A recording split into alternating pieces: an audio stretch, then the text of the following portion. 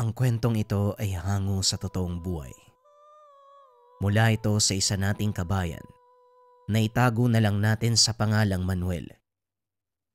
Walang eksaktong taon o rani bataan.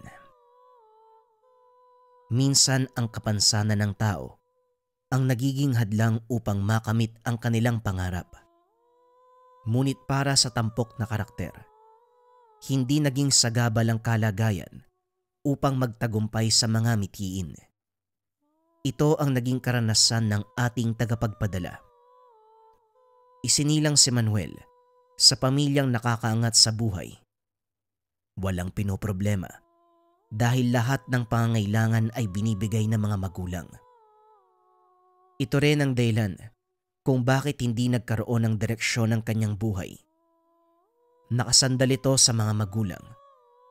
Nakatatak sa isip na may mamanahin. Estable ang magiging buhay sa hinaharap, kaya hindi na problema. Ngunit sa kabila ng karangyaan, laging pinapayuhan ng ama ang binata. Hindi sa lahat ng oras, ganito ang magiging buhay, Manuel. Sa ngayon, nakukuha mo ang lahat ng gusto mo. Pero darating ang panahon na mawawala ang lahat ng ito. Mangangapa ka sa buhay. Kaya ngayon pa lang sinasabi ko sa iyo, matuto kang mangarap. Planuin ang buhay mo at magsikap. Nang sa ganon hindi ka pulutin sa angkungan. Wika ni Mang Luis. Naku tay, hindi po mangyayari ang sinasabi nyo. Kaya kong pangalagaan nyo, maiiwan nyo sa akin balang araw. At yun lang sapat na para mabuhay ako. Ito ang kadalasang tugon ni Manuel sa ama sa tuwing pagsasabihan. Hindi nakukuha ang punto ni Mang Luis. Kaya napapabuntong hininga na lang. Nakakaramdam ng awa sa anak. Pinag-usapan din ng mag-asawa ang gagawin sa binata para mapagtanto nito ang sinasabi ng mga magulang. Hanggang sa napagpasya ng dalawa, ipadala ito sa probinsya. Total tapos na ito sa pag-aaral. Wala nang gagawin sa Maynila kung hindi ang manatili sa kanilang tahanan. Manuel, maganda ka na mga gamit. Bukas sa bukas, luluwas ka sa Bataan. Kailangan na magmamasid sa pinapagawa nating sangay doon. Huwag kang mag-alala dahil merong matutuloyan na lugar. Naroon ang tiyuhin mo at medyo malapit sa bayan. Kaya makakabili ka ng mga gusto mo. Bakit hindi na lang kayo ni nanay yung lumuwas doon? Alam nyo naman na hindi ako sanay sa buhay probinsya. Marami kaming inaatupag dito sa Maynila. Kaya nga ikaw ang pinadala doon dahil hindi natin matupag ang mga negosyo natin. At isa pa, gusto kong ipagpatuloy ang sinimulan namin ng nanay mo, hindi ba? Ito na ang pagkakataon para mapag-aralan mo ang lahat. Simula sa paggawa ng gusali hanggang sa pagsisimula ng ating negosyo. Pero tay, bakit naman biglaan? Nagkaroon ng problema ang tauhan natin doon. Walang kapalit sa kanyang pangasiwa sa lugar. Kaya ikaw, bilang anak namin, magiging may-ari balang araw ang naisip naming ipadala. Ay nako, sige na nga. Papasok na ako sa kwarto. Mag-aayos ako ng mga gamit. Pag-uusap ng mag-ama. Kinabukasan maagang hinatid ni Mang Luis ang binata sa istasyon ng bus, papunta sa Bataan. Nung una ay ayaw pang sumakay ng binata dahil may sasakyan naman sila. Hindi ito sanay na makasalamuha sa ibang pasahero. Huwag ka nang magreklamo. Hindi ako pwedeng maghatid sa'yo eh. May kailangan pa akong gawin sa opisina. Sige na, sumakay ka na, Manuel. Pagdating mo doon, may susundo sa'yo. Wala nang nagawa ang binata kung hindi sumunod dahil nakikitang nagagalit na ang ama. Habang nasa biyahe natulog si Manuel. 4 na oras bago makarating sa lugar. Ginising na lang ito ng konduktor nang naroon na sa terminal. Bumaba ang binata ng bus at gaya ng sinabi ng ama, sinundo ito ng isang lalaki. Kayo po ba ang anak ni Sir Luis? Ako po si Roman, isa sa mga tauhan niyo. Ganun ba? O siya. Dalhin mo to mga gamit ko sa sasakyan. Wala tayong sasakyan. Dahil malapit lang dito ang lugar kung saan pinatayo ng tatay mo ang bago niyong sangay. Halatang aburido na si Manuel sa mga nangyayari pero pilit pa rin kumalma. Maglalakad. Una, pinasakay ako ni tatay sa pampasaherong bus.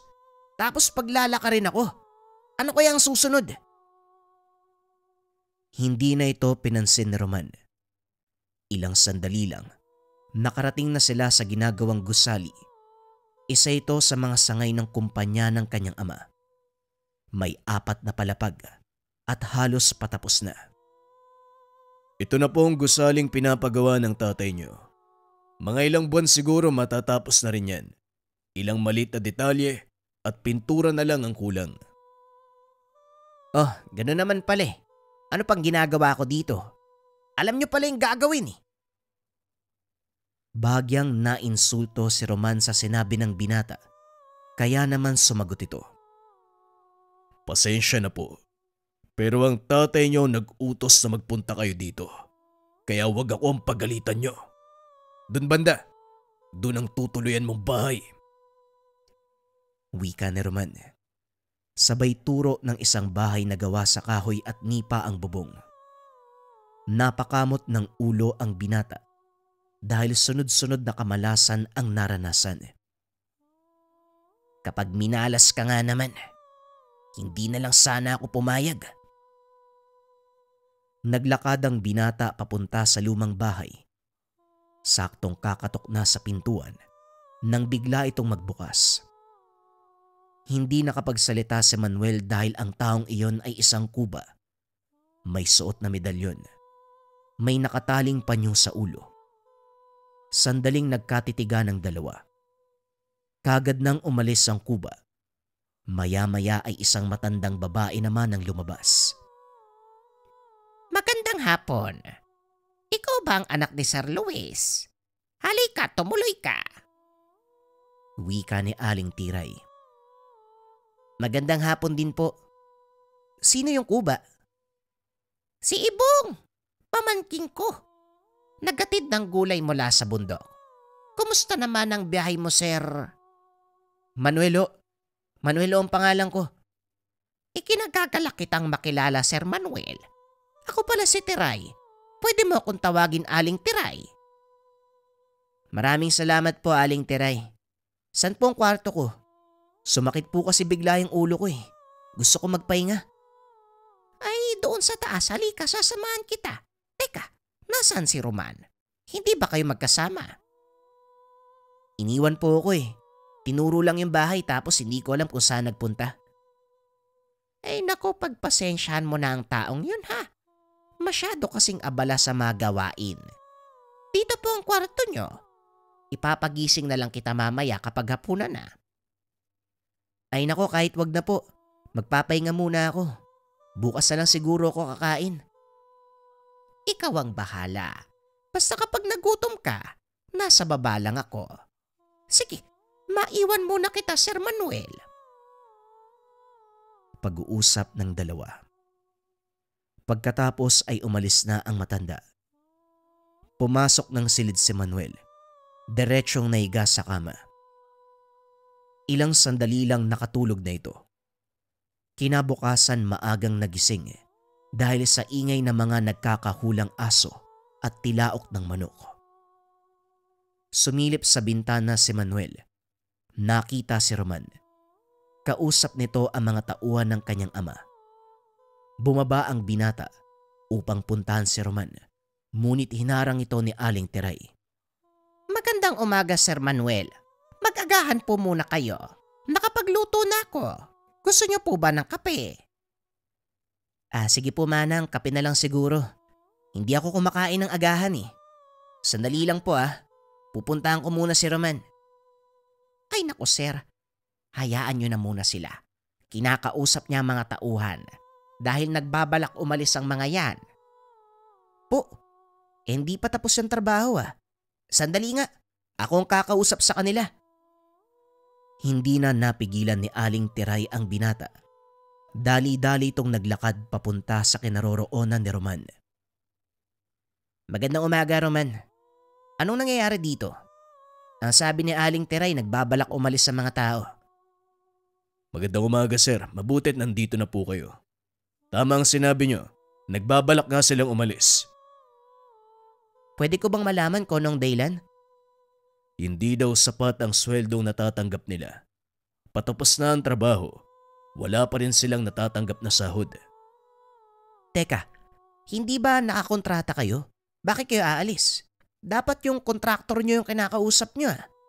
Nasaan ang namamahala sa inyo? Wika ni Manuel. Wala ni isa sa mga ito ang nakasagot. Hinila ni Manuel si Roman sa isang sulok at doon kinausap. Hindi ko mapipigilan ng mga taong yan sir. Wala akong magagawa dahil hindi na sila nasasahuran ng sapat. Kaya kong gawan ng paraan yan. Matapos lang yung gawain. Kausapin mo sila. Ako nang balang magbayad kung ilang araw yung gugugulin sa pagtatrabaho. At habang ginagawa ko yun, hanapin ang kontraktor. Iharap sa akin. Sinunod ni Roman ang sinabi ng binata. Sa kabila ng malawan tamad na ugali, may malambot itong puso. Nararamdaman ng binata ang hirap na ginagawa ng mga trabahador. Masakit din sa kanya na malamang ganun ang nangyayari. Matapos kausapin ni Roman ang mga manggagawa, bumalik ang mga ito sa trabaho. Paig na sila. Basta ito pa rin lang ang pangako Walang problema sa sahod. Hindi usapin para sa akin ng pera Ang mahalaga, matapos ang trabaho at mabayaran sila ng tama. Ngayon hanapin yung kontraktor. Iharap sa akin. Malakas ang kutob ko May ginawang kabulastugan ng taong yun. Areglado Manuel. Ako nang bahala. Tignan mo nga naman. Mabait ka din pala. Ano yun? May sinabi ka? Wala ho. Sige sir. Lalakad na ho ako. Buong araw nag-antay si Manuel. Dumating si Roman kasama ang isang matabang lalaki. Halos hindi na ito makalakad sa sobrang laki ng tiyan. Sir Manuel, ito na po yung kontraktor. Fredo, yan ang anak na may-ari ng gusali. Kakausapin ka daw niya. Magandang hapon, boss. Buti naman napadalaw kayo. Yan na po ang gawa namin. Ano, nagustuhan niyo ba? Gusto mong tignan ng loob? Hindi na kailangan, maupo ka. Siguraduhin mong wag masisira yung bangko Ano po bang pag-uusapan natin? Tungkol po ba sa pera? Oo, tungkol sa pera pero bago yun. Roman, ipatawag mo muna ang mga tao para marinig nila ang sasabihin ko. Tinawag ni Roman ang mga tao habang nag-aantay. Nakita ni Manuel. Pawis na pawis ang kontraktor. Ang init talaga sa lugar na to Sandali ho, lalabas muna ako para Hindi ka aalis, maupo ka dyan. Antayin mo mga tao. May pag-uusapan tayong mahalaga. Lalong pinagpawisan ang kontraktor. At sa pagkakataong iyon hindi na siya mapakali. Lalo pa nang dumating si Roman kasama ang mga manggagawa. Mga kasama, gaya ng sinabi ko, kumalma kayo. Si Sir Manuel ang bahalang makipag-usap sa kanya. Wika ni Roman. Nagbulungan ang mga tao. Ramdam ni Manuel ang galit ng mga ito. Ngayon, Fredo, sabihin mo sa mga tao kung saan napunta ang sweldo nila. Umayos ka ng sagot kung ayaw mong magulpi. Ay! Yan ba? Ibibigay ko naman kaso nahuli kasi Kasi natalo ka sa sugal, hindi ba? Buhaya ka. Alam mo, mabait akong tao Kung si tatay ang karap mo, siguradong nakulong ka na. Ibalik mo ang pera sa mga tao, walang mangyayari sa'yo. Madali naman akong kausap. Sandali lang. Kukunin ko sa sasakyan. Roman, samahan mo ang baboy na to para masigurong tutupad siya sa usapan. Ibinigay ni Fredo ang sweldo ng mga tao at gaya ng pinangako ni Manuel, hindi ginalaw ng mga manggagawa ang kontraktor. Kaso nga lang, ito pala ang magiging daan ng simula ng kalbaryo. Kinabukasan nagising ito na sobrang sakit ng ulo. Marahang bumaba ng hagdan ng binata. Napansin naman ni Aling Tiray ang kilos nito. Anong nangyari sa'yo, iho? May nararamdaman ka ba? Hindi ko po alam, Aling Tiray. Bigla pong sumakit yung ulo ko eh. Hindi naman ako uminom kagabi. Eh sandali lang, ipapatawag ko si Ibong. Papatignan kita, duda ako sa nangyayari. Kay Ibong yung kuba. Naku, Aling Tiray. Wag na lang po. Mawawala. Hindi na ituloy ng binata ang sasabihin. Nakaramdam ng pagsusuka. Dali-daling tumakbo papunta sa banyo ang binata at saktong paglabas nito, kaagad siyang nawalan ng malay. Ilang minutong lumipas nagising si Manuel. Nakaupo na sa tabi si Ibong. Mabuti naman nagising ka na, Sir Manuel. Nga pala ako si Ibong, pamangkin ni Aling Tiray. Wika ni Ibong. Dahan-dahang bumangon ang binata. Sinapo ang kanyang ulo. May nakatapal na kung anong dahon na tinalian ng pulang panyo. Ano tong nilagay mo sa ulo ko? Nako, iho, wag mong tatanggalin. Alam mo bang nakulam ka? Nakulam? Sinong gagawa sa akin nun? At saka pasensya na po ah. Hindi ako naniniwala sa mga ganun eh. Maniwala ka, Sir Manuel. Kinulam ka. Maaari ko bang malaman kung sino ang taong kagalit mo? Nag-isip ang binata. Wala siyang maalala na kagalit, maliban kay Fredo. Wala naman akong kagalit pero nagkaroon ng konting komprontasyon kagabi. Yung kontraktor, sino nga ba yun? Si Fredo. Mukhang walang alam sa kulam ang taong yun eh. Maaari ngang wala siyang alam, pero pwede niyang ipagawa sa iba. Magtiwala ka sa sinasabi ko, Sir Manuel.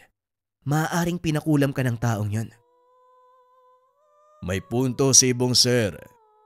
Napahiya si Fredo kahapon, kaya posibleng pinakulam ka niya. Ay nako, mabuti na lang naagapan. Ibong, may magagawa ka pa. Simpleng problema lang po ito. Kailangan ko lang ng sapat na oras para huliin ng mangkukulam. Teka, sandali. Anong gagawin ko? Wala kang gagawin. Papasanibin ko sa iyo ang kaluluwa ng mangkukulam upang malaman kung sino siya at kung ano ang dahilan kung bakit niya ginawa ang bagay na yan. Papasaniban? Wala bang mangyayari sa akin yan? Hindi mo mararamdaman dahil mawawalan ka ng malay habang nasa katawan mo ang kaluluwa ng mangkukulam kung sakaling mahuli natin siya. Pinag-isipan ni Manuel ang sinabi ni Ibong. Para sa kanya, walang mawawala kung susubukan at para sa kanya ay pagkakataon nito para mapatunayan kung totoo ang kulam.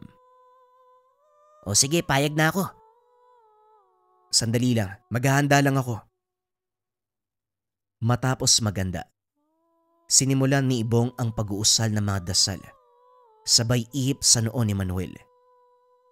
Ilang sandali pa, nakaramdam ng antok ang binata. Bago ito tuluyang mawalan ng malay, narinig niya si Ibong. Iniimbitahan kita. Pumasok ka. Ang mga susunod ay batay sa salaysay ni Roman. Biglang dumilat si Manuel. Tinignan ng masama si Ibong. Alam kong ikaw na yan. Sagutin mo ang tanong ko. Bakit mo kinulam ang binatang to? Sino ka para magtanong sa akin ng ganyan? Hindi na mahalaga kung sino ko. Ang tanong kong sagutin mo. Simple lang ang dahilan. Gusto ko ang ginagawa ko. Idiniin ni Ibong ang hawak na patpat sa daliri ng binata. Napasigaw sa sakit ang nakasanib. Kung sabihin ko sa'yo na gusto ko din yung ginagawa ko. Itigil mo yan. Ipakita mo ang itsura mo. Huwag kang magtago sa liwanag. Hindi ko titigilan to hanggat hindi ko maamin. Ano bang gusto mong malaman? Sinong nag-utos sa'yo para kulamin ng binata? Ang kulit mo. Sinabi kong gusto ko lang ang ginagawa ko. Muling diniin ni Ibong ang patpat. Sa pagkakataong ito, naglupasay ang katawan ni Manuel. Makikipagtagisan ka pa din ba? Oo na. Itigil. Masakit. Aamin na ako. May nag-utos sa akin. Si Fredo. Siya ang nagpakulam sa binata. Napatingin si Ibong kay Roman. Kagad nalaman ni Roman ang dapat gawin. Lumabas ng bahay upang puntahan ng kontraktor. Salamat sa pag-amin pero pasensya na. Hindi ko maaaring palampasin ang ginawa mo. Sana lang, inisip mo ang mga maaaring mangyari bago ka pumayag sa alok ng taong yun. Ngayon tanggalin mo ang itinanim mo sa katawan ng binatang to. Nagpagpag ng katawan si Manuel. May kung anong binunot matapos ay ginilit ni Ibong ang leeg ni Manuel gamit ang hawak niyang patpat. Nangisay ang katawan ng binata, nawala ng malay. Ilang sandali pa ay nagising ito. Anong nangyari? Bakit ang sakit ng katawan ko? Normal lang yan, pero ang mahalaga, wala nang sumpa ng mangkukulam. Nalaman niyo ba kung sinong may gawa? Aray, ang sakit ng katawan ko ah. Tama ang hinala natin. Si Fredo nga nagpakulam sa'yo, pero wala ka nang dapat alalahanin. Naroon na si Roman. Sana lang, mahuli niya ang taong yun. Ay noon pa man, duda na talaga ako sa ugali ng taong yon. Maya-maya ay bumalik si Roman. Sa kasamaang palad, hindi na nagawang abutan si Fredo. Pasensya na Ibong, Sir Manuel. Hindi ko na po naabutan si Fredo eh. Nakaalis na eh. Ayos lang. Ako nang bahala sa kanya. Sabihin mo nga sa akin, paano mo nagawa yun, Ibong? Alin? Yung patay ng mangkukulam? Matagal ako nagsanay para magawa yun, Sir Manuel. Ikaw ang tatanungin ko, anong nakita mo? Hindi ko na matandaan pero nanaginip ako eh. Parang may maliwanag na nilalang sa harapan ko. Ginilitan yung leeg ng demonyo. Napangiti si Ibong. Alam nito kung ano ang ibig sabihin ng binata. Ngayon sir, naniniwala ka na ba sa kulam? Sa kabila naman nangyari sa akin, siguro wala na akong dahilan para hindi maniwala. Ito, isuot niyo po yung kwintas. Habak de bala ang tawag dyan. Galing sa mga kaibigan ko sa Negros. Mabisang pangontra sa kulam at palipad hangin. Naku, maraming salamat Ibong ha. Mukhang kakailanganin ko nga to. Dahil magtatagal pa ako sa lugar na to eh. Walang anuman sir. Asahan mo nandito lang kami kapag kailangan mo ng tulong. Mahigit 2 taon na natili si Manuel sa lugar. Simula sa paggagawa ng gusali hanggang sa pagbabasbas. Si Ibong ang kinuha ni Manuel. Kalaunan naging matalik na magkaibigan ang dalawa. Dito na ikwento ni Ibong ang lahat ng hirap na pinagdaanan sa pagsasanay bago niya narating ang kasalukuyang antas. Nagulat ang binata dahil hindi lang pala sa lugar na yon kilala si Ibong kung hindi sa buong probinsya. Ni minsan, hindi niya ito kinakitaan ng kayabangan o narinig na nagyabang tungkol sa kakayahan. Isang bagay na nagustuhan ng binata sa kanya, maging ng mga magulang ni Manuel. Sa pagdaan ng panahon, naging matagumpay ang pangasiwa ni Manuel ng negosyo at ng kanyang mga magulang. Sa katunayan, nagpatayo pa ng ilang sangay sa lugar at sa mga karatig probinsya. Ngunit hindi lang nagtapos sa pagpapalakad ng negosyo ang binata. Naging saksi ito sa mga ginagawang panggagamot ni Ibong. Dito niya napatunayan na hindi hadlang ang kapansanan sa pag-abot ng mga pangarap. Para kay Ibong, nagsilbi itong inspirasyon upang maging mas matibay At para patunayan sa lahat na kaya niyang lamangan ang nagagawa ng mga normal na tao. Isang bagay lang din ang napagtanto ni Manuel. Mahabang panahon ang sinayang niya sa pag-asa lang sa mga magulang. Nagsisisi dahil kung noon pa lang pinakinggan niya ang payo ng ama, mas malaking tagumpay ang makakamtan. Alam mo sir, hindi pa naman huli ang lahat eh. Buhay ka pa. Hindi mo mawawala ang pag-asa at pagkakataon habang humihinga ka. Kaya laban lang. Alam mo Ibong, sa totoo lang, pinahanga mo talaga ako eh. Ngayon para tuloy akong nanliliit sa'yo, biruin mo kung tutusin. Mas may kapasidad ako eh. Pero ikaw to mas malayong narating. Huwag mong sabihin yan, lahat tayo. May mga nakatakdang kapalaran. Kanya-kanyang larangan sa buhay. Tiyaga lang, huwag mong isipin ang sasabihin ng iba. Pag-uusap ng dalawa. Napangiti na lang si Manuel sa tuwing naaalala ang una nilang pagkikita ni Ibong. Hindi niya lubos akalain. Magbabago ang kanyang buhay. Magiging matalik na kaibigan. Ang isang albularyo na kuba. Bagong kwento pa rin ang kasunod mga kabayan.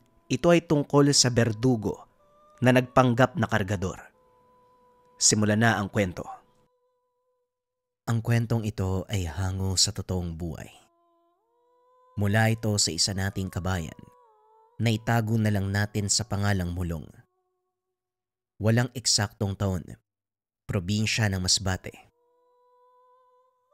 Saan po ilalagay itong mga sako ng kalabasa, Mang Sito? Wika ni Crisanto o mas kilala sa tawag na Chris.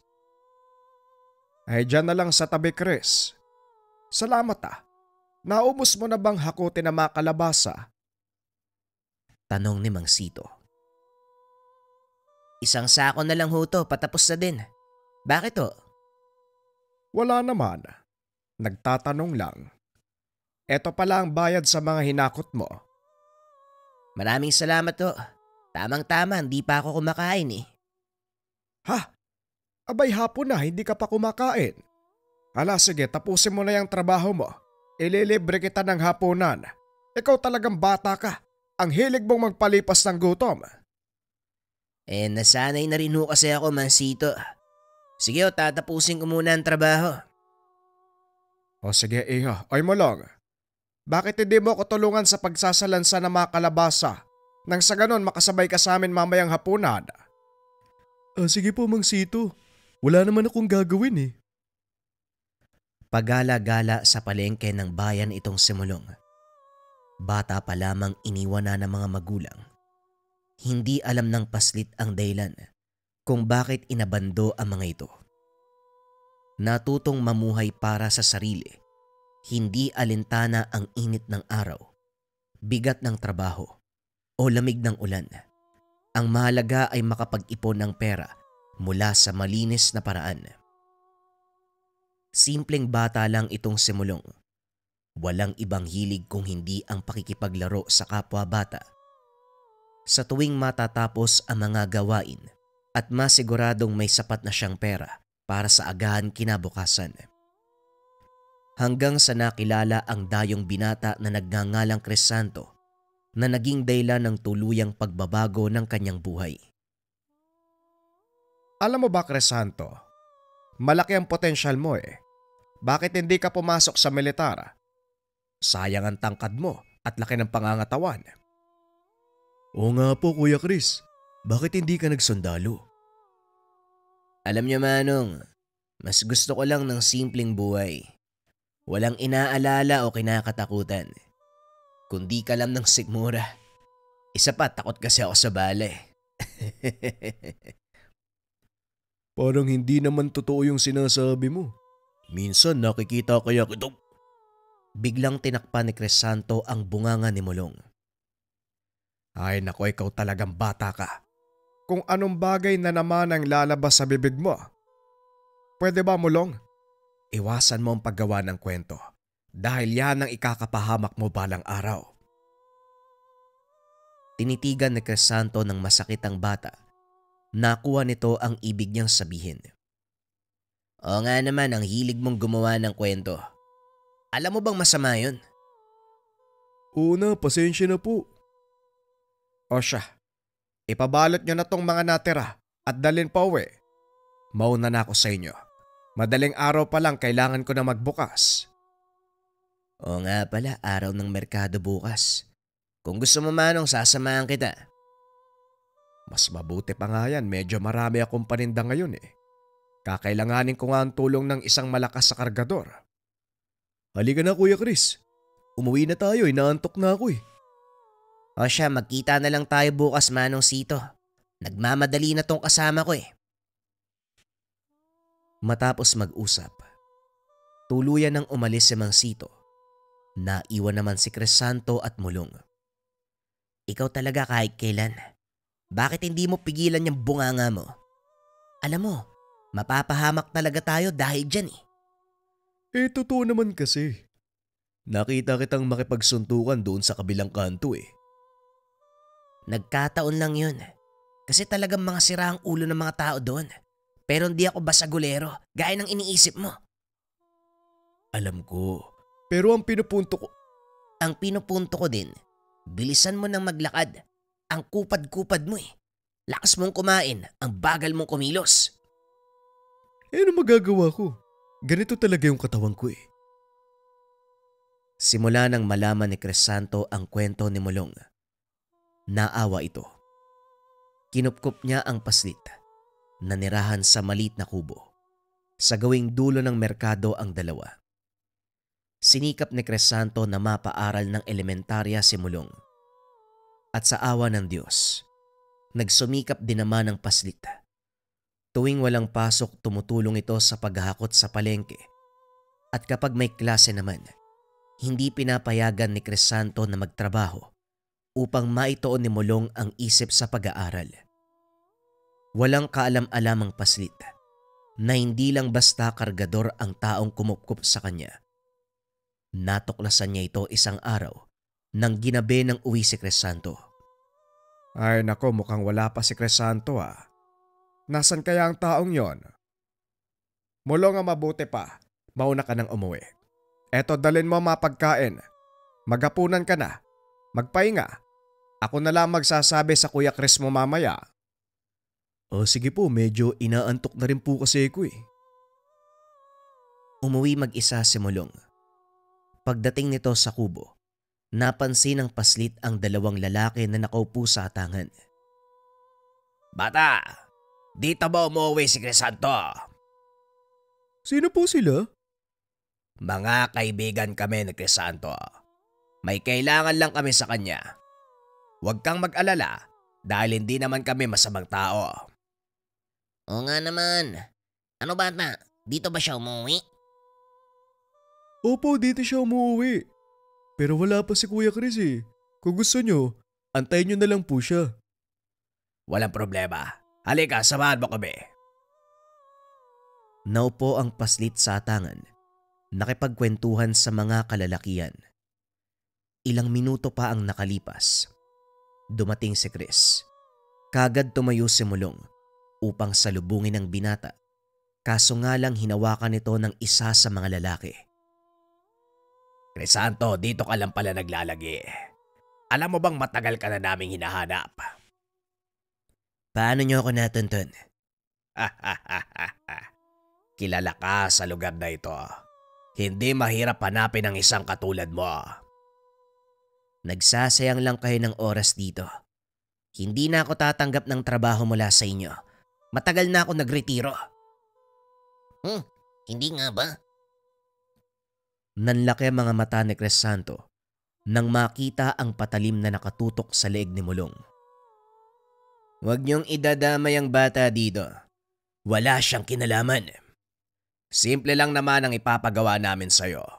Pero alam naming tatanggi ka, kaya kailangan namin ng pamain. Pasensya na lang tayo, Crisanto. Desperado na din kami. Kailangan namin ng serbisyo mo. Basta binalaan ko kayo ha. Bitawan niyo ang batang yan dahil wala siyang kinalaman dito. Wala nga ba? Narinig niya ang lahat ng pinag-usapan natin. Kaya damay na din siya dito. Pumayag ka na dahil kung hindi, baka demonyohin tong kamay ni Marco. Kawawa naman ang bata. Kuya, tulungan niyo po ako. Ayoko pa po mamatay. Walang mamamatay, Mulong. Huwag kang mag-alala. Sige na, pumapayag na ako sa isang kondisyon. Pakawalan niyo ang bata. Madali ka palang kausap eh. Itinulak ng isa sa mga kalalakihan si Mulong. Dali-dali itong tumakbo papunta kay Crisanto. Ayos ka lang ba, Mulong? Ayos lang po kuya. Sino po ba sila? Akala ko mga kaibigan mo mga taong yan. Mamaya ako na ikikwento sa'yo. Sa ngayon, huwag kang aalis sa tabi ko. Lindo, sabihin niyo sa akin ang gagawin. Simple lang, gaya ng dati. May papaligpit kami sa'yo. Masyado na silang nagiging sakit ng ulo. Hinagis ng lalaki ang isang larawan.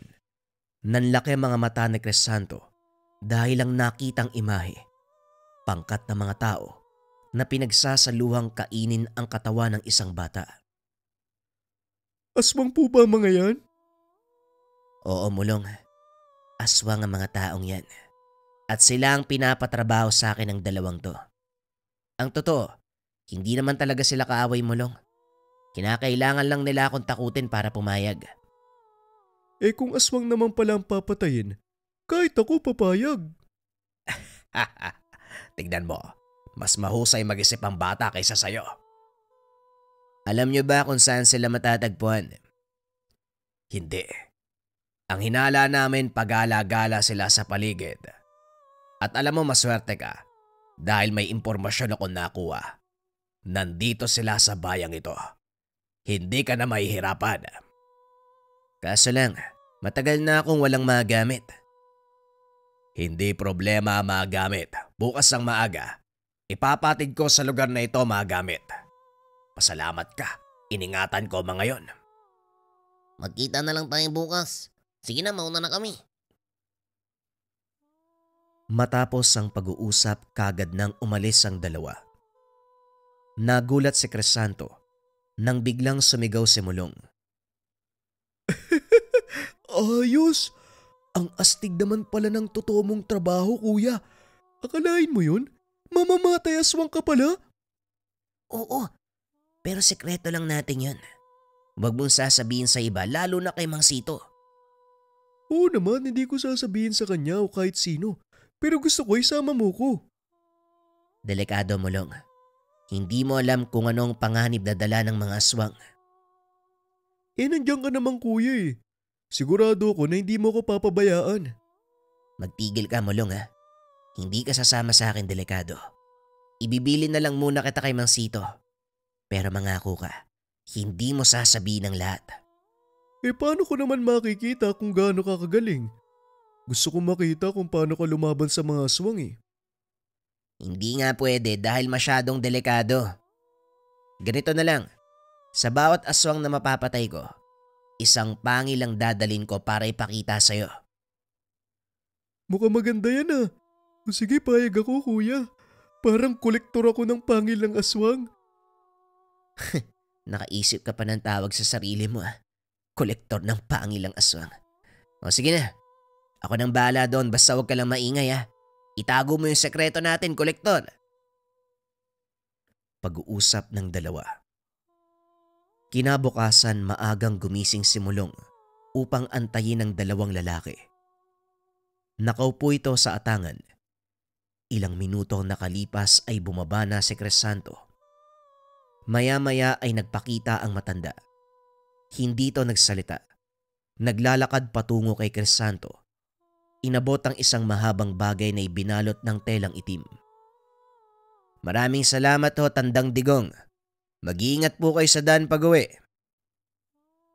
Matapos itong kunin ang mga kagamitan, umalis ang matanda nang walang salita. Sino naman yung matandang yun kuya? Akala ko, makikita ko uli yung dalawa mong kasama eh. Si Tandang Digong. Siya ang taga-ingat na mga sandata namin. Halika na sa loob ng bahay. Ipapakita ko sa iyo mga armas ko. Tuwang-tuwa si Mulong. Hindi makapag-antay na makita ang sandatang ginagamit ng binata. Binuksan nito ang itim na tela. Tumambad kay Mulong ang mahabang itak na kung tawagin ay talibong. Kasama nito ang ilang maliit na punyal na ibinabato ng binata sa mga aswang. Kuya, pwede kong hingiin yung isa? Ha? Anong gagawin mo dyan na kumulong? Hindi pwede. Mamaya kung saan mo gamitin yan eh. Delikado mga kutsilyo. Bawat isa sa kanila, itinubog sa kamandag ng ahas. Kapag nasugatan ka, pwede mong ikamatay. Ay, wag na lang pala. Gusto ko pang mabuhay. Pero ang ganda na mga gamit mo, ha? Teka, ano tong isa? Nagulat si Crisanto nang itaas ni Mulong ang isang kwintas na may itim na bato. Dali-dali niya itong kinuha sa paslit. Wag na wag mong hahawakan ng bato ng kwintas na yan, Mulong. Bertud ng aswang ang isang to, delikado. Kapag nahawakan ng isang pangkaraniwang tawang bertud ng aswang, nagiging aswang din sila. Weh, di nga. Bakit ka meron yan? Kasama sa mga sandata kong bertud ng aswang, kailangan namin ng ganitong uri ng agimat para makalaban ng sabayan sa kanila. Dahil kung wala, siguradong hindi kami mananalo. Bakit hindi ka naging aswang? Matinding pagsasanay ang pinagdaanan namin para makontrol ang kapangyarihan ng batong ito. Sa ngayon, hindi ko pa lubusang may papaliwanag sa'yo. Pero pagdating ng tamang panahon, maiintindihan mo rin ang sinabi ko. Matapos ipakita ang mga sandata, itinago ito ni Crisanto sa isang lugar na siya lamang ang nakakalam. Kilala niya si Mulong. Hindi ito titigil hanggat hindi nasasagot ang mga katanungan. Lalo pa sinabi sa kanya ng binata ang tungkol sa bertud ng aswang. Nang mga sumunod na araw muling nagpakita ang matanda. Sa pagkakataong iyon ay may dala siyang papel. Nakasaad dito ang ilang impormasyon tungkol sa mga tinutugis na kalaban. Mulong, nakausap ko na si Mang Sito. Doon ka muna sa kanya sa loob ng ilang araw. Pumayag naman siya, basta tumulong ka sa tindahan ng matanda. Opo, alam ko naman yung gagawin doon eh. Malaki ang tiwala ko sa'yo ha. Huwag kang pasaway doon. Oo kuya, akong bahala. Basta yung pangako mo ha. Oo, hindi ko nakakalimutan yan. Sige na, maganda ka na damit mo. Ihatid kita kay Mang Sito. Matapos kunin ang mga gamit, inihatid ni Crisanto ang paslit sa pwesto ng matanda sa palengke. Huwag kang mag-alala sa bata. Ako nang bahala sa kanya. Mag-iingat ka kung saan ka man pupunta. Maraming salamat, Manong. Hindi naman ako magtatagal doon. Dadaanan ko na lang pulis si Mulong. Walang problema. Sige na, baka gabihin ka pa sa biyahe. Bakit kasi hapon ang alis mo? Mas maganda pong magbiyahe sa hapon, hindi mainit. Sige Manong, alis na ako ha. Mag-iingat ka. Kuya, yung pangako mo ha.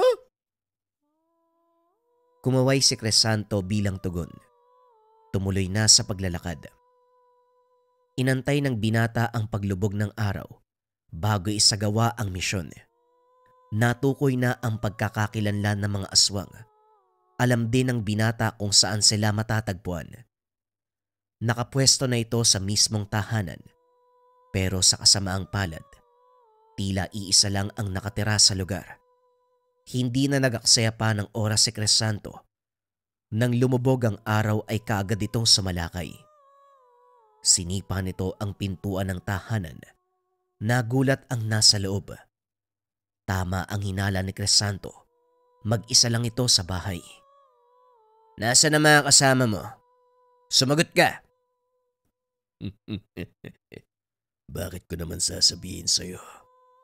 At mukhang nakalimutan mo yata na nasa loob ka ng dome ko. Kaya kitang patayin ng walang kahirap-hirap. Wala akong pake. Sagutin mo ang tanong ko, nasa na mga kasama mo? Wala kang makukuha sa akin, bata. Nagsasayang ka lang ng oras. Biglang sumugod ang aswang. Dinambahan si Crisanto. Nagpagulong-gulong ang dalawa sa lupa hanggang sa masipa ito palayo ng binata. Dali-daling tumayo si Crisanto. Sinuot ang hawak niyang bertud. Biglang naglaho sa paningin ng aswang ang binata. Ginagamit nyo na din ang aming kakayahan. Sa tingin mo ba, mapapantayan mo kami? Mortal ka pa din. Hindi kailanman sasapat ang kakayahan nyo sa aming mga aswang. Masyado ka maingay. Bakit hindi na lang natin subukan? Kung talagang mas mataas kayo mga aswang sa aming mga tao, ipakita mo. Alam ng binata na hindi siya nakikita ng aswang dahil sa taglay nitong sa bulag na nagmumula sa bertud. Kinuha ni Crisanto ang pagkakataon upang sumugod. Binunot ng binata ang kanyang talibong. Walang pagdadalawang isip na pinugutan ng ulo ang aswang. Gumulong ang ulo sa lupa. Bumagsak ang katawan. Sayang naman. Hindi ko makukuha ang pangil mo. May pangako pa naman ako.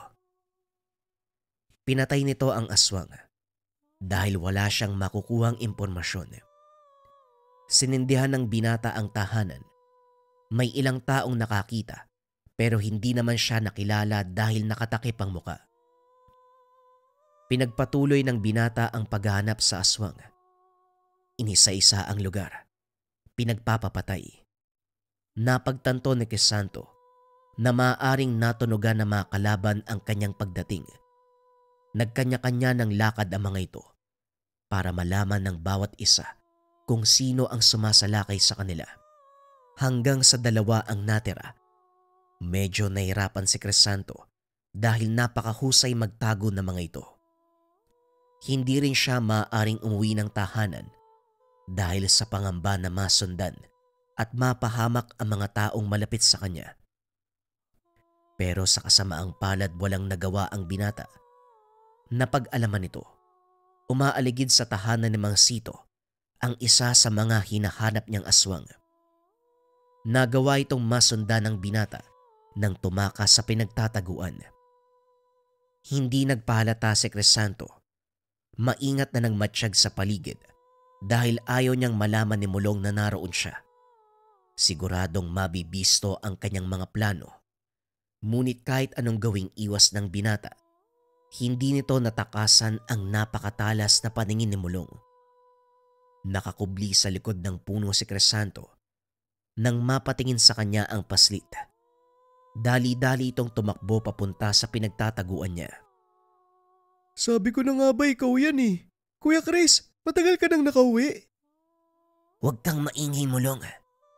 Nandito ang isa sa mga hinahanap ko. Ang mabuti pa, bumalik ka sa loob ng bahay. Mas ligtas ka doon.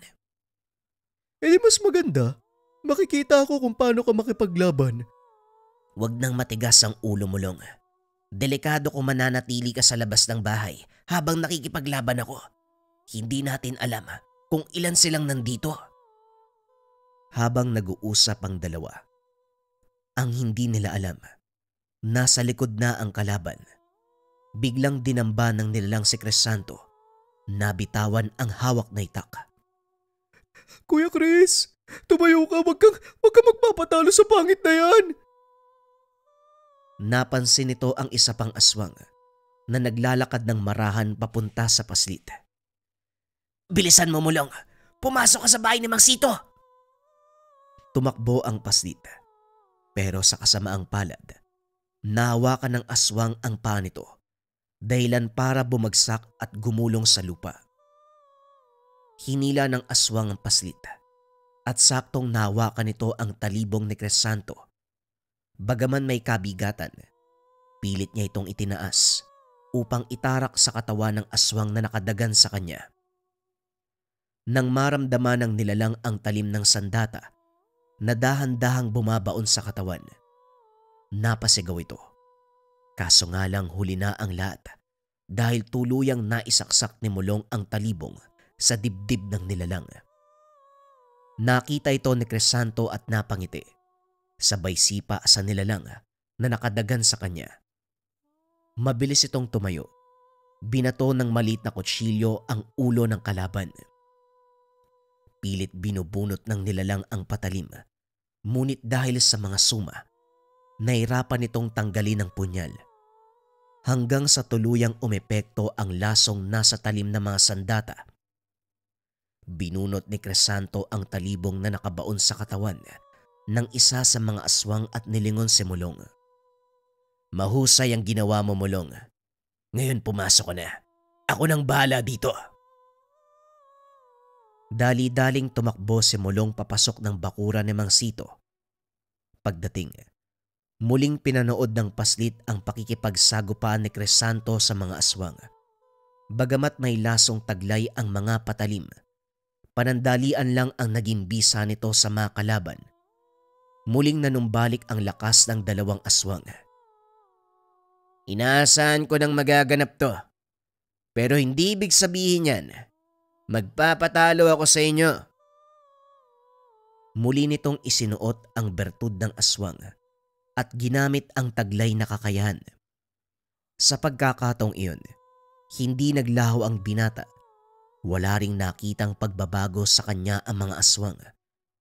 Ngunit nagulat ang mga ito nang biglang sumugod ang binata dahil napakabilis ng kilos. Isa-isang bumagsak. Nagawa silang patumbahin ni Crisanto. Sa bawat paggamit ng binata sa bertud, kakaibang kakayahan ng lumalabas. Alam ni Crisanto na maaaring narating na ng bertud ang sukdulan ng kakayahan. Hindi na maganda ang susunod na mga mangyayari. Tinanggal ni Crisanto ang bertud at inagis sa malayo. Muling binunot ang kanyang talibong, hinarap ang mga aswang. Nang hindi gumagamit ng kahit anong kakayahan mula sa mga kalaban. Alam ni Crisanto na mas malakas sa kanya ang mga nilalang, pero hindi ito ang panahon para sumuko. Nakasalalay ang kaligtasan nila Mang Sito at Mulong sa kanyang kamay. Walang alam ang matanda sa mga nangyayari, kaya naman minabuti na ni Crisanto na tapusin ang laban sa lalong madaling panahon. Sinalubong nito ang atake ng mga kalaban gamit ang kanyang talibong. Gawa sa kakaibang uri ng metal ang sandata. Napakatalas. Maliban dito ay napakagaan. Kayang makontrol ng binata ang bawat hagupit nito sa mga kalaban. Pinagpera-peraso ni Crisanto ang mga aswang. Pagkatapos ay sinunog ang mga ito gamit ang tuyong mga dahon at niyog sa paligid. Nakita ni Mang Sito ang malaking ningas ng apoy, kaya dali-dali itong lumabas. "Aba, Crisanto, ikaw pala ang nariyan." "Akala ko kung sino eh. Mabuti naman nakabalik ka na." "Oo nga po, Manong. Pasensya na po, medyo natagalan." "Ayos lang. Pero bakit mo sinigaan ang mga tuyong dahon?" Pamamahayan ho kasi na makamandag na ahas kung sakaling papabayaan natin. Kaya sinunog ko na lang ho."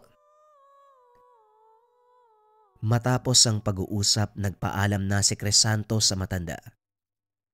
Isinama pa uwi si Mulong. At gaya ng pangako, binigyan niya ito ng 2 pares ng pangil mula sa nakalabang aswang. "O ayan, kolektor. Gaya ng pinangako ko sa'yo. Ingatan mo yan, ha?" Ayos! Mga pangilang aswang, kolektor na ako. Itatago ko to balang araw. Ipagmamalaki sa lahat na may kuya akong pumapatay ng mga aswang. Nako, yan ang wag mong gagawin. Baka mamaya, hanapin nila ako tapos singin yung mga pangil. Marami pa namang aswang dyan. E di makakapag-ipon ka na. Ipinagpatuloy ni Crisanto ang lihim na gawain. Nanatili itong kargador sa umaga at kapag 10 oras ng gabi, nag-iikot sa bayan upang tumugis ng aswang. Samantalang si Mulong, patuloy na nag-aral, nakapagtapos ng sekundarya, Sa tulong ni Mang Sito, pinatuloy ito ng matanda sa kolehiyo. Matagumpay na nakapagtapos sa kursong agrikultura. Ito ang pinakaunang kurso ng matanda dahil may malawak silang lupain sa kabilang sitio. Walang nag-aalaga dahil ang lahat ng mga anak niya nasa ibang bansa. Sa paglipas ng mga taon, patuloy pa rin nagsusumikap ang dalawa. Bagaman mas nakakangat na sa buhay, hindi pa rin huminto si Crisanto sa pagkakargador. Kung noon, binalak ihinto ang pagiging manonogis.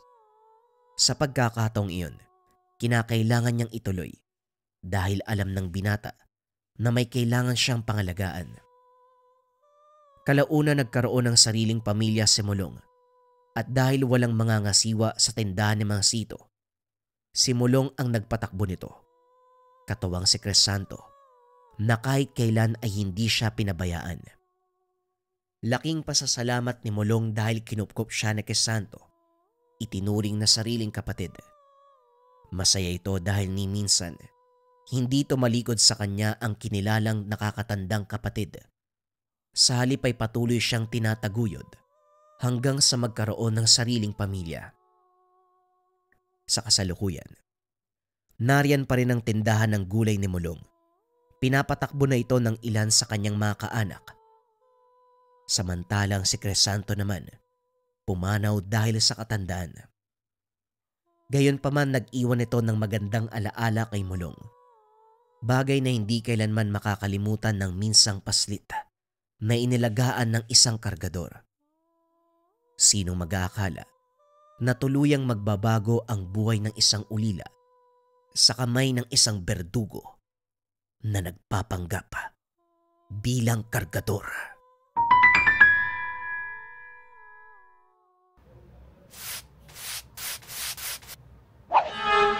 Diyan pala kayo, mga kabayan. Alam niyo na ba to? Wow! Marindagit Gabay Medallion version 2. Pamilyar ba kayo kay Haring Balaw? Ito ang Marindagit Gabay Medallion version 2. Nandyan yung Gabay Medallion bilang pampaswerte at gabay sa career, health, love life, and finance.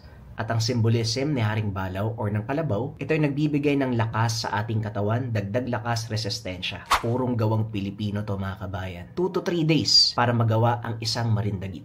Kung interesado ka dito mga kabayan, kung fan ka ni Haring Balaw or nangangailangan ka ng swerte at gabay at karagdagang lakas sa pangangatawan, isearch mo lang yung shop ng Lika Merchandise or pindutin yung yellow basket sa baba.